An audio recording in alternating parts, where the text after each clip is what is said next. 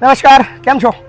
એક અઘરી કહાની, એક સત્ય ઘટના, એક સત્ય જિંદગી કે કદાચ આપણા જીવનની અંદર એકાદ બે વસ્તુઓ ઓછી હોય તો આપણને ભગવાન પાસે ઢગલાબંધ શિકાયતો હોય છે કે ભગવાન તે મને આ ના આપ્યું, ભગવાન તે કાશ મને આપ્યું હોત, ભગવાન તે મને આપ્યું હોત તો કદાચ મારી જિંદગી બેટર હોત.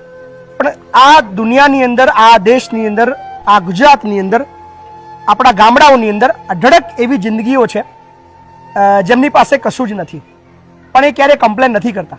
પણ હા, કુદરતનો એક નિયમ છે કે કુદરત જેને કંઈ નથી આપતો એને કોઈને કોઈનો મિલાપ કરાવી દે છે, જેના આધારથી એ જિંદગી આગળ વધતી જાય છે. સો આપણને જીવનમાં કોઈ મળતું હોય છે તો એનું એકમાત્ર કારણ એ છે કે ભગવાન ઈચ્છે છે કે તમે સાથે રહો અને બંનેને એકબીજાની મદદ કરીને આગળ વધો. તો મે બી કદાચ મારા જીવનની અંદર એક નાનું બાળક આવ્યું છે, એ મારી મદદ કરશે અને કદાચ હું એની મદદ કરીશ. સો શું નામ બેટા તારું? નામ આર્યન. આર્યન. સો આર્યન સાથે વાતો ચાલતા ચાલતા કરશું અમે. આર્યન, તું કઈનો છું બેટા? આંબલીનો.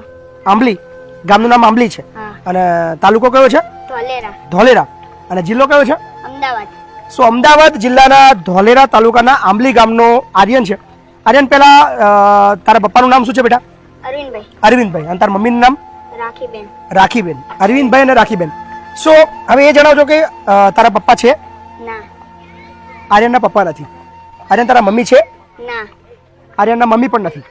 સો મમ્મી પપ્પા નથી પણ છતાં પણ એની જીવનની અંદર કોઈ કમ્પ્લેન નથી, એટલો ખુશ છે અને આગળ વધવા માંગે છે, કંઈક બનવા માંગે છે, કંઈક કરવું છે. આર્યન બેટા, પહેલા તો મને એમ કે ભગવાનને તું કમ્પ્લેન કરે છે કે તારા મમ્મી પપ્પા તારા પાસે નથી? ના. કેમ નહીં કરતો કમ્પ્લેન? બધાના તો મમ્મી પપ્પા છે, તારા મમ્મી પપ્પા નહીં તો તું ભગવાનને કમ્પ્લેન કેમ નહીં કરતો? શું કારણ છે બેટા? બધા મમ્મી તારે એકચ્યુઅલી મમ્મી પપ્પા ક્યાં ગયા એમ કેમ જરા? ઓફ થઈ ગયા. બંને ઓફ થઈ ગયા? કેવી રીતે ઓફ થઈ ગયા મને જરા એ સ્ટોરી કે ને. પહેલા કોણ ઓફ થઈ ગયું? મારા પપ્પા. પપ્પા. શું થયું હતું પપ્પાને? કમળો થયો તો. કમળો થયો હતો, એમાં ઓફ થઈ ગયા. કેટલા વર્ષ પહેલા? ઈ તો અત્યારે 5મું વર્ષ ચાલે. 5મું વર્ષ થયા. પછી મમ્મી? મમ્મી તો ખબર નહીં, એમને કંઈક થયું હતું. એટલે કેટલા એમને કેટલા વર્ષથી ઓફ થઈ ગયા? ના, બીજું વર્ષ. બીજું વર્ષ છે. સો 5 વર્ષની અંદર સારી એવી કદાચ એની જિંદગી હતી તારી. પહેલા તારા પપ્પા શું કરતા હતા બેટા? ને કંપનીમાં જતા હતા. કંપની નોકરી કરતા હતા. સારું હતું બધું? મસ્ત. હા. સો બધું સારું હતું, હસતી રમતી જિંદગી હતી. પણ કંઈક એવી ઘટના ઘટે છે અને આર્યનના ફાધર એક્સપાયર થઈ જાય છે અને એના 2-3 વર્ષ પછી તરત જ એના મમ્મી પણ એક્સપાયર થઈ જાય છે અને આર્યન થઈ જાય છે એકલો. આર્યન, તો બેટા કોની જોડે હતો અત્યાર સુધી તું? અત્યારે મારા દાદા દાદી કાકા કાકા. દાદા દાદી એમના જોડે હતો. ક્યાં આગળ? રજોડા. રજોડા. એ ક્યાં આવ્યું બેટા? બાવળા પાસે. બાવડા પાસે. શું અત્યાર સુધી જે આર્યન છે એ એની જિંદગી દાદા દાદી સાથે વિતાવી હતો, પણ હવે આપણા સંકુલની અંદર છે, આપણી પાસે છે અને આપણા બધાની ફરજ છે કે આર્યનની જે જિંદગી છે એ આગળ વધારવાની છે. અરે તારું શું સપનું છે બેટા? પોલીસ બનવાનું. પોલીસ બનવું છે? કેમ પોલીસ કેમ બનવું છે? એમ કેમ? આમ તાકાત પર બનવું છે? હા. શું તાકાત? પોલીસ બનવાથી શું ફાયદા થાય બેટા? ચોરને પકડવાનો. ચોરને પકડવાનું. આપણા ગુજરાતમાં ચોર છે ખરા? સના છે? કયા કયા ચોર છે? જેવા કે કિડનેપ કરનારા. કિડનેપ કરનારા છે, ચોરી કરનારા છે, પછી બીજા કેવા છે? બીજા પોલીસ બની તું બીજું શું શું કામ કરીશ એમ કે? દેશને સંભાળીશ. દેશને સંભાળીશ? હા. દેશની બધી તકલીફો છે, જે બિચારા જે કમ્પ્લેનો તારી પાસે લઈને આવે પોલીસ સ્ટેશન, તેમનું સોલ્યુશન કરીશ. હા. તો અત્યારના પોલીસ વાળા નહીં કરતા કામ? કરા. કરે છે? કેવું કામ કરે છે? એવું જ કામ કરે. સારું કામ સોલ્વ કરે પે. સોલ્વ કરે છે ને? સો આપણી પોલીસ સારું કામ કરે છે ને? હા. તો તારું બી એટલે જ સપનું છે કે પોલીસ બનવું છે મોટો થઈને? હા. સો આર્યનને મોટા થઈને પોલીસ બનવાનું સપનું છે. પણ વિચારો, એક નાનકડો જીવ છે, એની પાસે કોઈ નથી, મમ્મી નથી, પપ્પા નથી, કોઈ નથી, પણ સપના એક અદ્ભુત છે.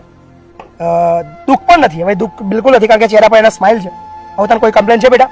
કેવું લાગે છે આપણા સંકુલમાં? તારા કેટલા દિવસ છે પેલા એમ કે મને?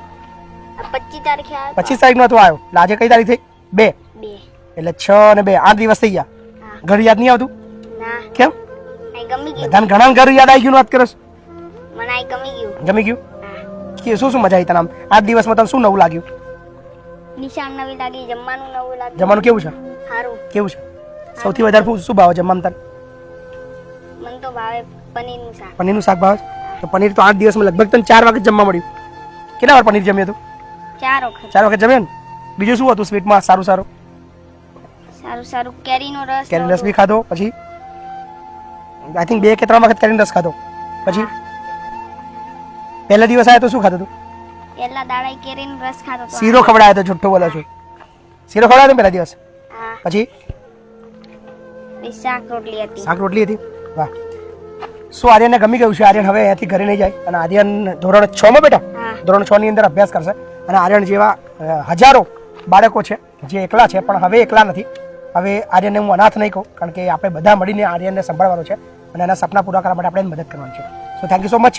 કેવો લાગ્યો વિડીયો તમને અચૂક કોમેન્ટ કરજો. અને આર્યન જેવી અઢળક જિંદગીઓ હજી પણ ગુજરાતની અંદર છે. સો તમને સ્ક્રીન ઉપર નીચે નંબર દેખાઈ રહ્યો છે, એ નંબર પર તમે સંપર્ક કરજો. અમારો હેલ્પલાઇન નંબર છે અને એવું કોઈ મા બાપ વગરનું બાળક દેખાય તો અમારો સંપર્ક કરજો. અમારી ટીમ અથવા હું પોતે રૂબરૂ એ બાળકને લેવા આવશું. એના ભણવાની, જમવાની, રહેવાની અને તમામ એ સપના પૂરા કરવાની જવાબદારી આપણે બધા મળીને ઉપાડતા રહીશું. ધન્યવાદ.